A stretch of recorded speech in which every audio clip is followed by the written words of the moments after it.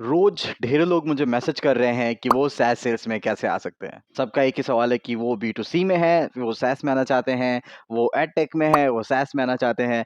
पर मेरा उनसे सवाल है, SaaS में क्यों आना है? हमें सबसे पहले ये समझना पड़ेगा कि अगर SaaS में करियर बनाना है, SaaS सेल्स में आना है, तो उसके पीछे रीज़न क्या होना चाहिए? या आप क्यों SaaS में आना चाहते हैं? बड़ी सैलरी होना कोई बड़ा रीज़न नहीं हो सकता, ईज़ी लाइफ़ होना कोई बड़ा रीज़न नहीं हो सकता, क्योंकि जो SaaS सेल्स बाहर से दिखता है, वैसा नहीं है। मैंने ढेरों वीडियो बना रखे हैं कि SaaS सेल्स की प्रॉब्लम्स क्या है, मैं कैसे लाइफ़ जीता हूँ SaaS सेल्स में। बहुत सारी ऐसी रातें गई हैं जहाँ पे मैं सोया नहीं हूँ, ऐसे-ऐसे जगह ट्रैवल किया है जहाँ पे मेरे जूते फट गए हैं। आप ब्लेज़र पहन के जाते हो और बाहर निकलते हो तो सारा ब्लेज़र काला हो चुका रहता है। SaaS सेल्स में आने का सबसे बड़ा रीज़न आपका होना चाहिए मोटिवेशन, लोगों की हेल्प करने का और लोगों की लाइफ़ बदलने का। अब ये मोटिवेशन आपके दूसरे काम में भी आ सकता है। पर अगर आप सॉफ्टवेयर से ज़्यादा प्यार करते हो, आपको लगता है कि दुनिया बदलने में सॉफ्टवेयर का बहुत बड़ा हाथ है, तो आप ज़रूर SaaS सेल्स में आ सकते हो। अगर आप SaaS सेल्स में किसी और रीज़न से आते हो, ट्रस्ट मी आप ज़्यादा दिन नहीं सर्वाइव करोगे। ये हार्श रियलिटी है और इसे आपको एक्सेप्ट करना ही पड़ेगा। अगर कोई आपको कह रहा है कि आप महीने के 3 लाख, 4 लाख, 10 लाख बना सकते हो विदाउट टेक बैकग्राउंड के SaaS सेल्स में, तो सच बात है। पर इतना पैसा बनाने के लिए, इतनी सैलरी अर्न करने के लिए आपको उतना डिलीवरी भी देना पड़ेगा। SaaS सेल्स के जो टिकट साइज़ होते हैं, वो बहुत बड़े-बड़े होते हैं।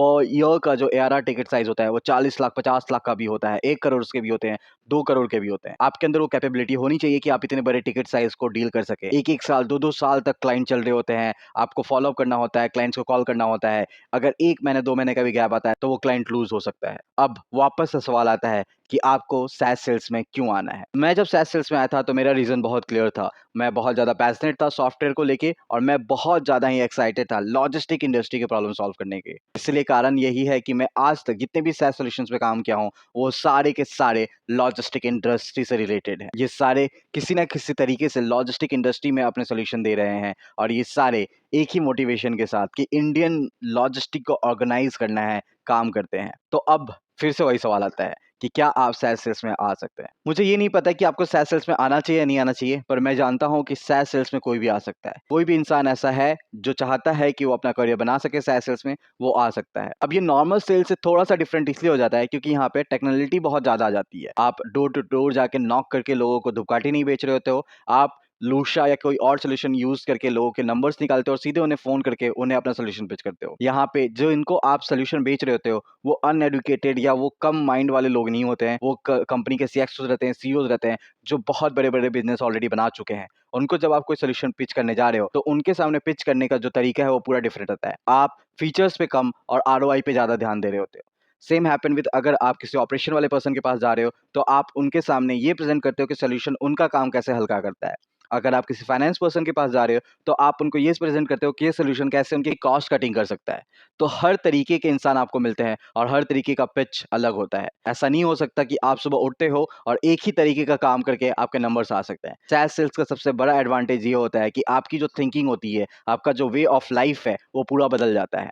आपको सोचना पड़ता है कि आप कितने क्रिएटिव हो सकते हैं, ताकि लोगों के और जो कोल्ड मेल्स आ रहे हैं, उसके जगह पे आपके कोल्ड मेल्स खुले और आपके लिए डेमोज़ बुक हो। आपको ये समझना पड़ता है कि आप जब कोल्ड कॉल कर रहे हो, तो आपकी आवाज़ में कितना कॉन्फिडेंस हो और कितना एंथुसियाज़्म हो कि बाकी लोग जो कॉल्स कर रहे हैं, उनके जगह पे आपको डेमोज़ मिले। आपको ये समझना पड़ता है कि जब आप किसी से मिल रहे हो, तो किस तरीके से आप मिलो, किस तरीके से रिलेशन बिल्ड करो कि लोगों के सॉफ्टवेयर खरीदने से बदले वो लोग आपसे सॉफ्टवेयर खरीदें। अब सवाल फिर आता है कि सेल्स और सॉफ्टवेयर सेल्स में हमें SaaS में ही क्यों आना है? अब बात मैं कर लेता हूँ कि जो ट्रेडिशनल सॉफ्टवेयर्स है, जो पहले से सॉफ्टवेयर्स चले आ रहे हैं और SaaS सेल्स में क्या डिफरेंस आ जाता है? जो ट्रेडिशनल सॉफ्टवेयर्स है, उनका मार्केट बहुत बड़ा है, पर अब धीरे-धीरे वो कम होता जा रहा है और SaaS का जो मार्केट है, वो धीरे-धीरे बढ़ता जा रहा है। आने वाले वक़्त में कोई भी ऐसा पर्सन नहीं होने वाला है, जो अपने सर्वर को मेंटेन करे। वो सभी SaaS की तरफ जाएँगे। आज बहुत बड़ी-बड़ी ऐसी कंपनीज़ हैं, जिन्होंने अपना पूरा का पूरा डेटा क्लाउड पे रखा है और बहुत सारी चीज़ें वो क्लाउड पे मेंटेन करते हैं। इसी का कारण है कि इंडिया के जो बहुत बड़ी इंडस्ट्रीज़ है, वो भी क्लाउड में आने के लिए तैयार है